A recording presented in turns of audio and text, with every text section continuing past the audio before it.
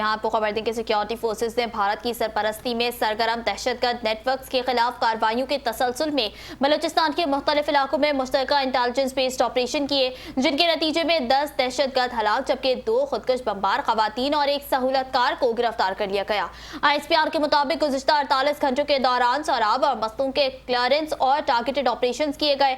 ضلع سوراب میں 7 دہشت گرد مارے گئے جبکہ ضلع مستونگ میں 3 دہشت گرد ہلاک کیے گئے۔ ترجمان کے مطابق مستونگ میں بھارت کی سرپرستی والے دہشت گرد نیٹ ورک سے تعلق رکھنے والی 2 خودکش بمبار خواتین اور ایک سہولت کار کو بھی گرفتار کیا گیا۔ کارروائیوں کے دوران دہشت گردوں کے قبضے سے اسلحہ، گولہ بارود اور دیسی ساختہ دھماکہ خیز مواد IEDs بھی برآمد کیا گیا۔